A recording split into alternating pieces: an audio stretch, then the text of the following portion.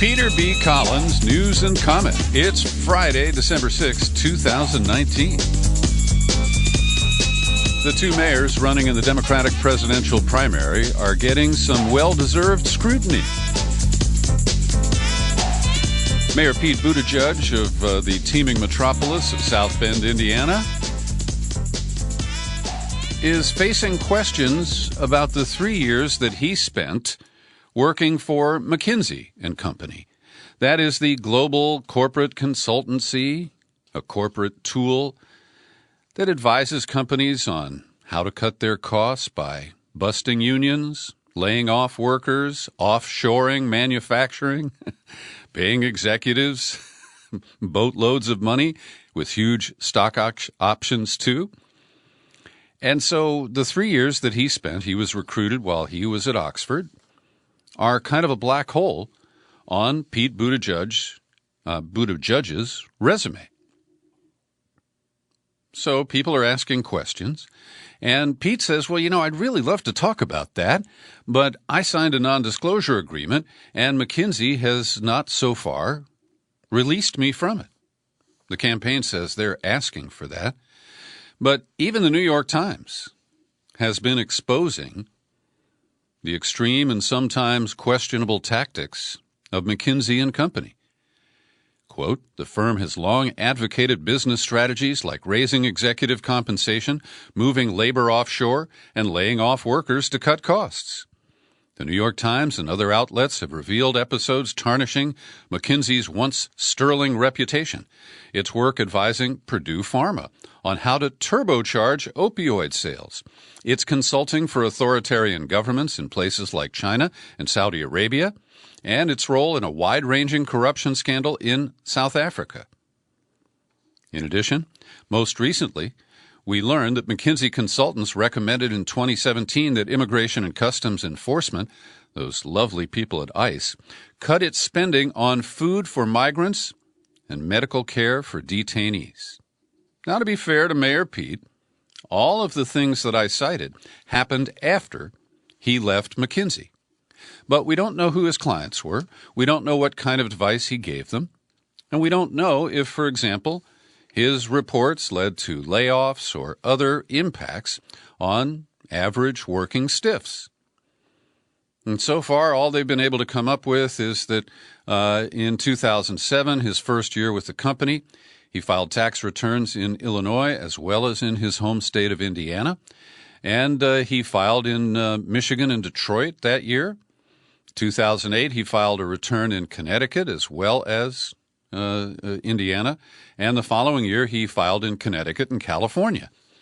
I'd be curious to know what Pete's assignments for McKinsey were in California.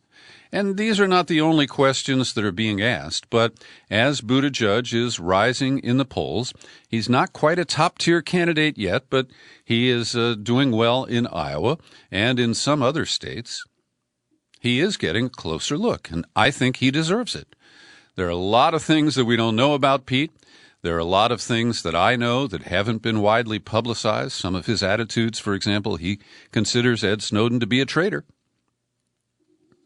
And I think the more you know about Mayor Pete, the less likely progressive Democrats will be to support him. I feel the same way about Mike Bloomberg, the other mayor who has made his late entry into the race with $30 million in TV and online ads in the past week alone. And I'm surprised that this happened on the CBS morning show, but Gayle King pressed Mike Bloomberg on the timing of his recent apology for the stop and frisk policy that he championed during his 3 terms as mayor of New York City. And Mike Bloomberg was caught in a lie. He said, well, I only recently apologized for it because I wasn't asked about it before I started running for president. And Gayle King appeared to be prepared for that. She said she wasn't questioning whether he believed he'd made a mistake, but the timing that you realized you made that mistake. Bloomberg, well, nobody asked me about it until I started running for president, so come on. But the Washington Post, in fact-checker mode, notes that It was the Washington Post that asked him just in October, weeks before he announced he was entering the Democratic primary, and he defended stop and frisk with no apology. Here's the full quote. "I came into a situation where an awful lot of people were killing an awful lot of other people, and it was all pretty much one community. And I just said we are going to do anything we can to stop the carnage. The first thing was stop the murders. And we brought down the incarceration rate in jails by a third, mostly minority kids. We brought down the murder rate by 50%, from 600 to 300, and you know who would have been killed." He went on to say, after being asked by Gayle King, "Are you saying to people that you realized you had made a mistake before, you just didn't mention it until now?" His response, "We were overzealous at the time to do it. Our intent was to do anything we could to stop the carnage, the murder rate. What was surprising is when we stopped doing a little bit, we thought crime would go up. It didn't. It went down. Should have, would have, and could have. In looking back, I can't help that. In looking back, I made a mistake. I'm sorry. I apologize." Meanwhile, Bloomberg went to Aurora, Colorado, to unveil his plans for gun control legislation should he be elected president. He called for a national gun licensing system. That's pretty controversial. Stricter background checks, not so controversial. Hundreds of dollars in new enforcement spending. I'd like to see where that's targeted before we get excited about that. And the passage of a federal red flag law that would allow courts to temporarily confiscate firearms from people deemed dangerous. So, I do acknowledge that Mike Bloomberg has been a leader on gun control efforts, and I give him credit for that. But even the New York Times notes that all of the major Democratic presidential candidates have endorsed a common set of policies on gun control, including the background checks, federal ban on assault-style weapons, and only Joe Biden has failed to endorse a form of federal gun licensing. So in many ways, Bloomberg is not that exceptional, but he is marketing his candidacy and touting his positions, and I'm sure it will win him support from some voters because he does have credibility. This is not just a recent development in Bloomberg's case. Joe Biden was on the campaign trail, his no malarkey bus tour of Iowa yesterday, and he got into an exchange with a man who appears to be even older than Joe. Reports indicate that the guy that he talked with is 80 or 84 years old. And while the man was not completely articulate, he challenged Joe Biden about Ukraine and Hunter Biden's job on the board of Burisma, a job that he had no experience for. And the man challenged Joe on that. And Joe didn't handle it very well. Here's the clip. Around a long time, and I know more than most people know. And I can get things done. That's why I'm running. And you want to check my shape on, let's do push-ups together here, man. Let's run. Let's do whatever you want to do. Let's take Number two. No one has said my son has done anything wrong, and I did not on any occasion. And no one has ever said it. Not I one. didn't say you were doing anything wrong. So what's interesting, this clip joins after the man has asked his question. And as Biden is declaring that he didn't do anything wrong and no one has said his son has, he has his back to the man and he's walking away from him. This is really stupid on Biden's part. Here's the guy who painted no malarkey on the side of his bus. And when he's challenged about this widely known question about his son, he doesn't have a prepared answer, and he is simply calling the man a liar. You said I set up my son to work in an oil company. Isn't that what you said? Get your words straight, Jack. That's what I hear on MSNBC. You don't hear that in MSNBC. You did not hear that. But you heard. Look, okay, I'm not going to get in an argument with you, man. No, I don't want to. Well, yeah, you do, but look, here's the deal. So in that exchange, it appears that he called the man earlier man, and then he called him Jack, And in this, what you just heard, he says, but look, fat, look, here's the deal. Now, he may have misspoken and was trying to say Jack again, but the man is overweight. And again, this remark, this gaffe scene from Joe Biden is not going to play well. Here's the deal. It looks like you don't have any more backbone than Trump does.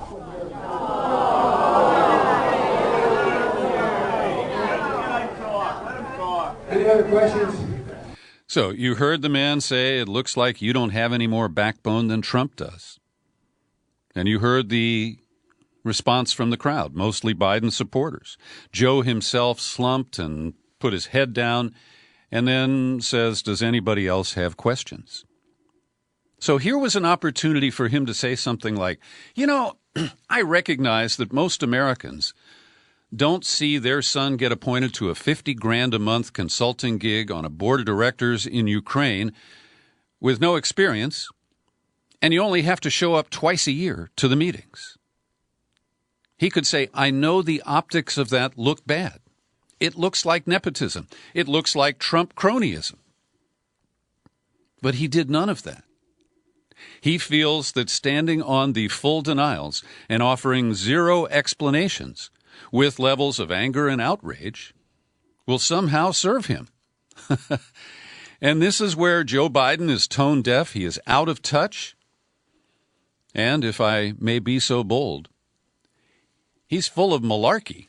Interesting story buried in today's Friday New York Times. The headline reads, Emirates sought influence in 2016 campaign. Now, this is based on a new indictment of two Lebanese Americans. One is named George Nader, and the other is Ahmad Khawaja. And what we know about them is that they were exposed peddling influence to the Donald Trump campaign through an intermediary who's been exposed earlier.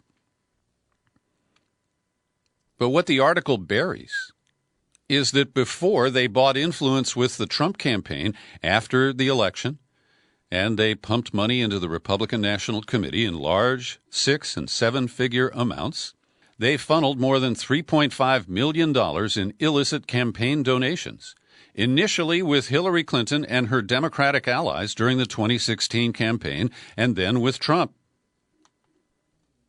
And in some of the text messages or emails exchanged between these two men, they are bragging about how they got an audience with Hillary Clinton. They got a meeting with Bill Clinton in June of 2016.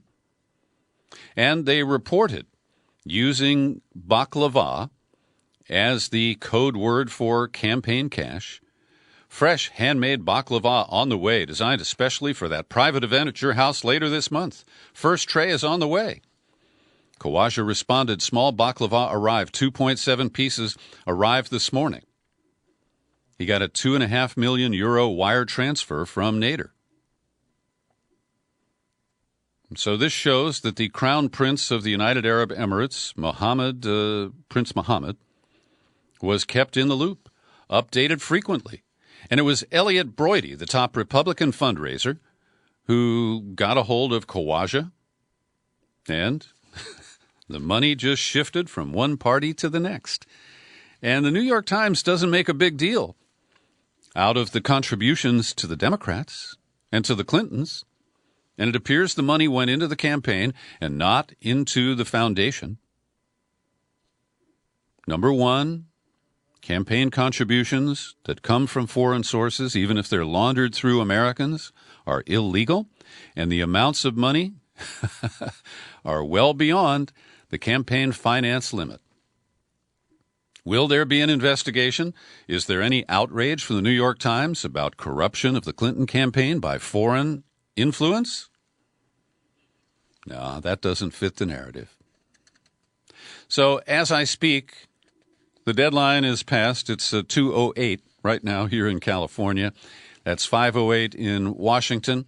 And the last time I checked, Donald Trump had not responded to the House Judiciary Committee's offer for him to participate in hearings that begin on Monday.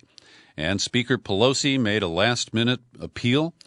She said anything they have that is exculpatory, this is their moment. But they have a consciousness of guilt, and that's why they may not show up. We'll see. Maybe they will. They have until 5 o'clock today. Meanwhile, Republicans continue to press the idea that Ukraine, not Russia, interfered in the 2016 election. And as I have frequently cited, Yasha Levine points out that there were Ukrainians who had an impact on the 2016 election, including the journalist who released the black ledger that implicated Paul Manafort and led to his departure from the Trump campaign. But that's not what the chair of Homeland Security in the Senate, Ron Johnson, or the finance chair, Charles Grassley, or the judiciary chair, Lindsey Graham, are focused on. They are pursuing what have largely been debunked, the leads that CrowdStrike had a server in Ukraine where the emails were actually hacked and then sent to WikiLeaks, and that the Poroshenko government tilted illegally in favor of Hillary Clinton and against Donald Trump. I consider these to be very weak leads. And Rudy Giuliani has come up with a new gambit. He is tweeting a proposal that the U.S. and Ukraine jointly launch an investigation into potential corruption by officials from both countries. Oh, man. This is becoming more and more bizarre by the hour. A good op-ed in The Guardian today under the byline of Moira Donegan. Headline, Nancy Pelosi is bungling the impeachment inquiry into Trump. She criticizes the Democrats. The impeachment articles seem likely to focus only on the attempt to blackmail Ukraine and his subsequent attempts to obstruct the investigation by the House. Another hearing, says the author here, is scheduled in the Judiciary Committee for this coming Monday. The timeline is now clear. The House will vote to impeach the president, probably in a party line vote, sometime in late December or early January. And then the Republican-controlled Senate will try him in the early months of 2020, and he will almost certainly be acquitted. Donegan says, It seems to have been Pelosi who dictated a narrow focus for the inquiry. The House Intelligence Committee focused only on the Ukraine affair and ignored evidence that emerged even in regard to that case, such as testimony and call records that indicate that the Republican ranking member, Devin Nunes, may have been a part of the very foreign pressure scheme that he was later tasked with investigating. And the writer continues, Pelosi's motivations appear to be political, fearful of losing her majority and fiercely protective of the more conservative members of her caucus. But by rushing impeachment and focusing it so narrowly, Pelosi may be making a grave political miscalculation and wasting a precious opportunity for her party ahead of the 2020 vote. The narrow focus seems to be a lost political opportunity. Polls suggest many voters' opinions have already calcified, but it remains likely that a full and public accounting of Trump's copious wrongdoing, broadcast on television and covered in detail by the media, could change minds in a way that an abrupt party line vote on a narrow and esoteric set of issues might not. I think she makes a good case. Now, she says that the emoluments clause violation should be included. I'm not opposed to that, but as you know, the clear-cut crimes related to Michael Cohen and the hush money deals for Stormy Daniels and Karen McDougal should be included in the impeachment articles. And meanwhile, Volodymyr Zelensky, the former TV comic, it's the equivalent of Jon Stewart being the president of Ukraine. He will face down Vladimir Putin in a meeting in Paris on Monday. Zelensky was elected on a platform of ending the war with Russia. There are concerns from many different quarters that because he has largely been left in the lurch by the United States, that he will face Putin in a weakened position. Now, even with the backing of Trump, who has this very strange love affair with Vladimir Putin, it's not certain that even without this whole quid pro quo scheme, that Zelensky would have any greater support than he will when he arrives at that meeting on Monday. But the issues of the Donbass, Crimea, are very significant. More than 12,000 Ukrainians have died. I guess the number's up above 13,000 now. And so we'll watch that with some interest. Meanwhile, Russian mercenaries are reported to have arrived in Libya. 600 to 800 Russian fighters who work for the Wagner Group, and that is the same mercenary organization that is fielding the troops in Donbass and has been for several years now. What is fascinating is that these Russian mercenaries are on the side of the guy that we used to back. His name is Hifter. Hifter used to live down the road from the CIA headquarters in Langley, Virginia. And after we took out Gaddafi, he showed up in Libya and proclaimed himself the leader of the Libyan National Army. And the U.S. went along with that for a while because we really didn't have any other choices. But now there's a split. There's a UN-recognized government in Tripoli, and Hifter is backed by the United Arab Emirates, Egypt, France, and Russia. It's not really clear where the U.S. stands today because recently Trump has voiced support for Hifter. But official U.S. policy is that we back the UN-backed government. And it's still a mess, and Hillary has never been held to account. She talked to Howard Stern the other day and revealed a lot of things like she likes men. But she didn't have any apology or any explanation of her failed posture as Secretary of State, particularly on Libya and Syria. Every day I pause for a minute to thank the people who support my work at the Peter B. Collins Podcast with your subscriptions. Great people like Carla Mahoney, Judy Holloway, John Morgan, and Susan Lewis.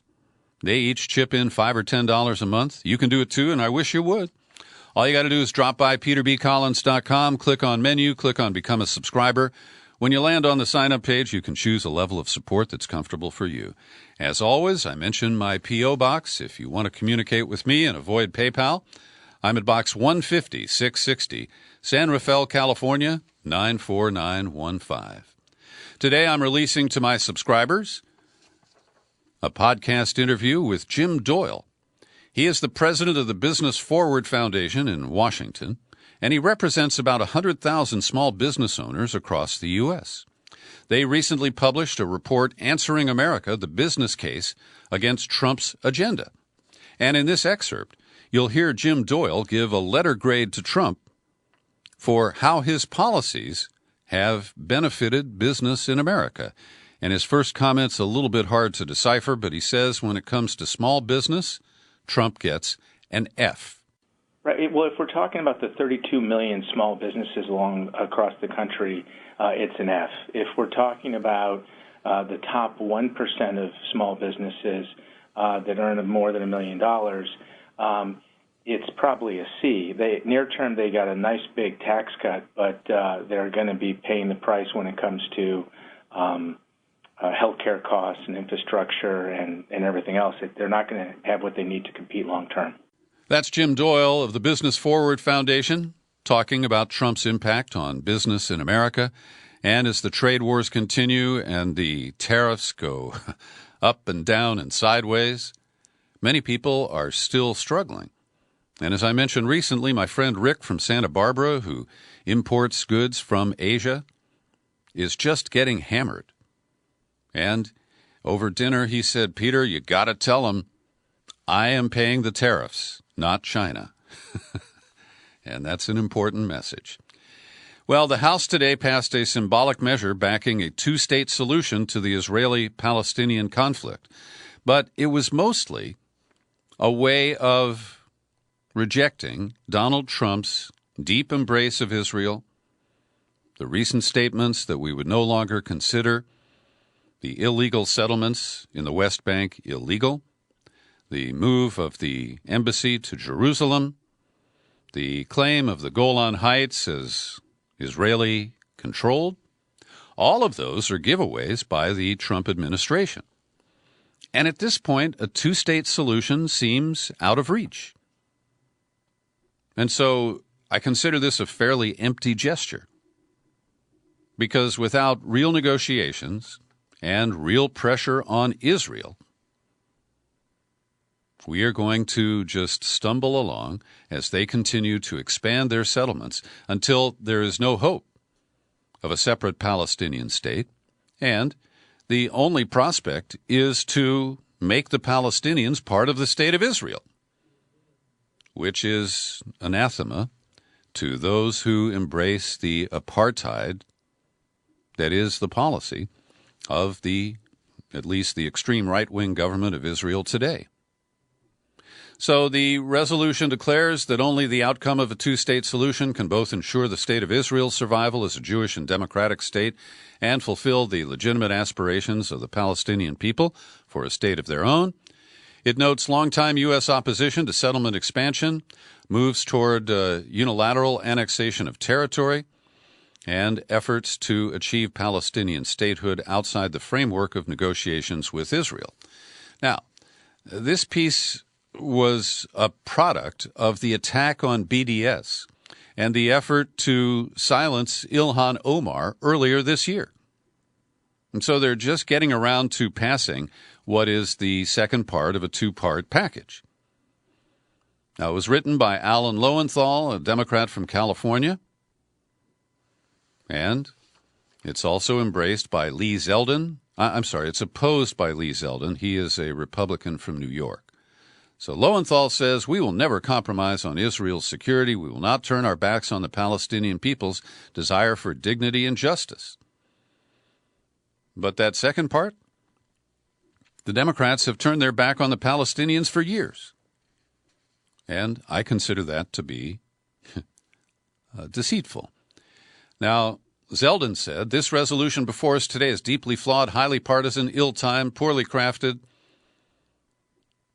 And the members of the squad, Omar, Ocasio-Cortez, Presley, and Tlaib, all voted against this resolution. And today I want to thank our friend and supporter Ian Berman, who passed along a post that he wrote, responding to Philip Giraldi's article from the end of August, which was entitled Lying for Israel, Why Nearly Everyone in Washington Does It. And Berman notes that Ted Lieu, a Democrat from California, tweeted criticism at the U.S. ambassador to Israel, whose name is David Friedman, and he is Trump's former bankruptcy lawyer and a big booster of Israel, Zionism, illegal settlements. And so Ted Lieu was critical of Friedman, who did not defend the United States when Israel denied access, denied a visit by Tlaib and Omar last summer. So Ted Lieu was defending his Democratic colleagues, attacking the U.S. ambassador, and he wrote, "You're an American. Your allegiance should be to America, not to a foreign power. You should be defending the right of Americans to travel to other countries. If you don't understand that, then you need to resign." So then Ted Lieu was brushed back by supporters of Israel, and he had to update his tweet with this. It has been brought to my attention that my prior tweet raises dual loyalty allegations that have historically caused harm to the Jewish community. That is a legitimate concern, and I am deleting the tweet. So Berman says, wait a minute. Is there a dual loyalty trope for Jews? Yes, there is. Should it matter when the loyalty of an American Jew is obviously suspect? Obviously not. If there is evidence of dual loyalty of an American, especially one in a position of significant power, then the fact that such a loyalty trope does exist should not prevent further examination. I agree with Mr. Berman. I want to recommend a couple of pieces for your weekend reading. Alan MacLeod, publishing at Mid-Press News, details how British intelligence is working with the sleazy media in Britain to smear the Labour Party and its candidate Jeremy Corbyn. And the election is coming up. I believe it's on the 12th, next Thursday. And a former Financial Times journalist, Matt Kennard, has done a study of the British press showing that officials in the armed forces and secret services have been the sources for at least 34 major national scandals that have cast the labor leader and peace activist Jeremy Corbyn as a threat to the nation. 34. These leaks have been the basis of 440 articles since September of 2015, all presenting Corbyn as a danger to national security. The Sunday Times, one of the country's most influential newspapers, only a week after his election, revealed, quote, a senior serving general warned that the armed forces would take direction to stop a Corbyn government, in other words, threatening a military coup. The same month, a former head of MI5, Britain's internal intelligence agency, revealed in the Times that the organization had spent years spying on many of Corbyn's team, believing them to be a threat to the nation. Oh, and there's more. 2017 and 18, the press has been full of anonymous accusations that Corbyn spent the 1980s as a communist spy. The smearing of Corbyn and the Labour Party as anti-Semitic is well documented and continues to this day. And 9 days after the murder of Labour Member of Parliament Joe Cox, this was a couple of years ago, in a terrorist attack, the Daily Mail published an article demanding that we must kill the vampire Corbyn before it is too late. So this is quite sinister, and it's ramping up in advance of the election. At Consortium News, two people I respect, Max Blumenthal, publishes a report based on the work of Tom Secker. I've met Tom a couple of times on video calls, and he's a British-based reporter who is the editor of the website Spy Culture. And he has revealed the role of Hollywood in disseminating propaganda from the Pentagon and the CIA. And in this latest report, which is linked to a 30-minute video produced by Secker, they make the connection that the new and very popular Netflix series, Jack Ryan, based on Tom Clancy novels, is almost directly being controlled by the CIA. And the latest series, the new season, I guess, I have not watched, but it is set in Venezuela, where they promote propaganda about the Maduro government and the need for regime change. Check it out. The link is in the show file at peterbcollins.com. I want to send a shout-out to our friends down under who continue to fight wildfires. And, of course, it is summer in Australia. And 5 different fires that have been burning to the north of Sydney have merged into one huge conflagration today. And more than 680 homes have already been lost. 6 people have died. And the fire crews, I believe, are quite fatigued.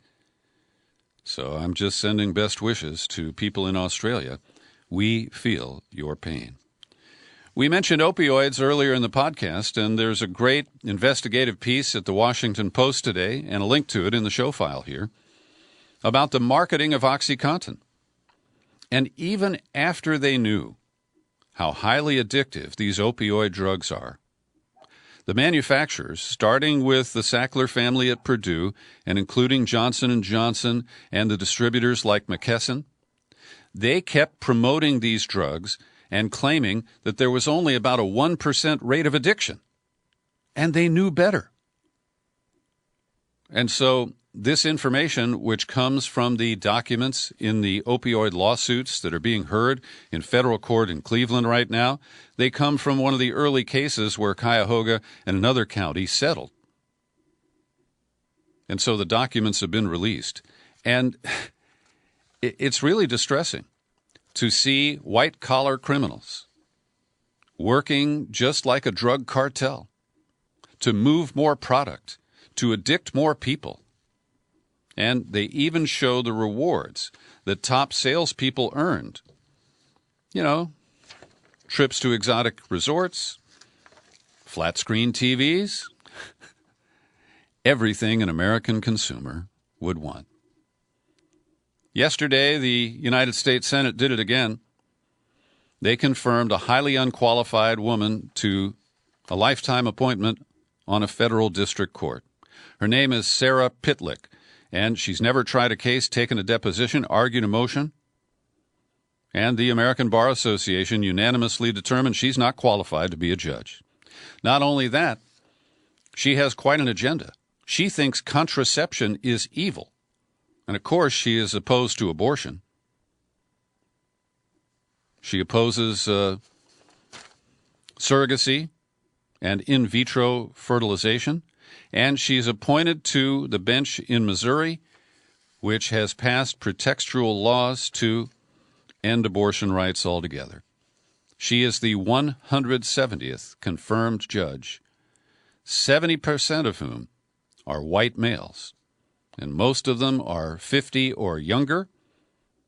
They're going to be there for a long, long time. Well, the shooter at a naval station in Pensacola, Florida, has been identified as a Saudi soldier who was there for training. He shot 3 people dead, wounded 3 others, and then he was killed by a sheriff's deputy. This follows the violence at Pearl Harbor earlier this week, and military bases are, in some cases, dangerous places to be. And finally today, I thought I'd seen it all. But now we have a court case of the man accused of killing a high-level mobster in New York last year. The suspect is named Comello, Anthony Comello. And his lawyers are asserting that he was so wrapped up in right-wing conspiracy theories that he killed this guy because he thought that he was part of the deep state. His lawyer maintains that his client was deeply deluded by conspiracy theories. He went to the home of the man named Callie, the mobster, to arrest him and turn him over to the military, and then shot him when he resisted being taken into custody in a citizen's arrest. Now, this is a very bizarre defense. Comello himself appears to undermine it by saying that he doesn't think he is insane. But I just note how conspiracy theories continue to be used to maintain cover-ups of real criminal behavior. And I don't know exactly what conspiracy theories Comello believed in that led him to think that a mobster was part of the deep state. And by the way, if you go back to the Kennedy assassination in that era, mobsters and the CIA were in the same business. So it's not that far-fetched. But the way the corporate media uses conspiracy theories to maintain cover-ups and to really discourage people from asking important questions, I think deserves to be noted. Thanks for listening to my daily news and comment podcast. Share it all over the place. You'll find it on YouTube. And I am Peter B. Collins. Happy trails to you until we meet again. Happy trails.